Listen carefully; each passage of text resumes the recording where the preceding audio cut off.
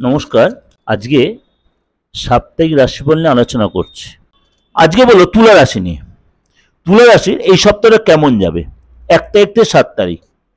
তুলা রাশিকে বলবো আর্থিক জায়গাটা মোটামুটি ভালো মন্দ মিশিয়ে চলবে, কিন্তু আপনার শরীরটা নিয়ে ডিস্টার্ব, বিশেষ করে খাবার বা খাদ্যবাদ্যতে কোনো ইনফেকশন, পেটের প্রবলেম, অ্যাসিডিটি, অ্যালার্জি এগুলো হতে পারে।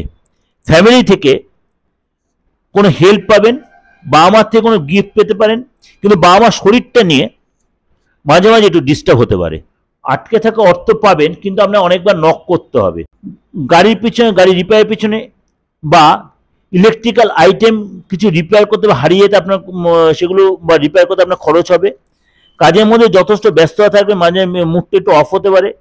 কোনো মহিলা থেকে কিন্তু সাবধান, কোনো মহিলার দ্বারা আপনি কোনো বিপদে বা কোনো চাপে পড়তে পারেন। কাজের সূত্রে আপনার বাইরে যেতে হতে পারে।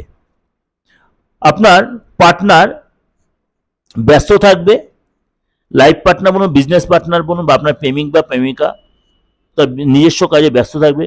উইকেন্ডে হয়তো কোথায় একসাথে দুজনে ঘুরতে যেতে পারেন, সময় কাটাতে পারেন, কোনো গুরুর আশ্রমে যেতে পারেন, গুরু দীক্ষা নিতে। অর্থাৎ এটাও কিন্তু মিশ্র ফল দিচ্ছে তুলা রাশি এই সপ্তাহ। এটাও কিন্তু ওভাবে একটা ডিসকাশন আপনার কাছে দিলাম, যেহেতু এই সপ্তাহটা শনির বক্রি সিচুয়েশনের জন্য রয়েছে।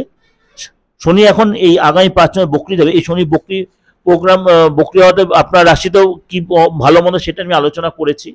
সেটা দেখতে হলে অবশ্যই আপনার দিগদর্শন চ্যানেলটা অবশ্যই সাবস্ক্রাইব করে নোটিফিকেশন অন করে সেখানে আমি দেখতে পারেন দিগদর্শন মন্ত্র চ্যানেলে। এই প্রোগ্রামগুলো দিগদর্শন মন্ত্র চ্যানেলে, দুটো চ্যানেলেই আমি অল্টারনেটিভ ভাবে দিচ্ছি। আপনার মানে যে সাবস্ক্রাইব করে নোটিফিকেশনটা অন করে প্রত্যেকটা পর আপনার কাছে পৌঁছে যাবে। এবং যোগাযোগ করতে হলে অবশ্যই বুকিং এ ফোন করে নেবেন। আর আপনি যদি মনে করেন ডেট অফ বার্থ নেই, দেশের যে কোনো প্রান্তে আপনি আমার সাথে যোগাযোগ করতে পারেন, অনলাইনে বলুন অফলাইনে বলুন। নমস্কার, সারাটা সপ্তাহ ভালো কাটান।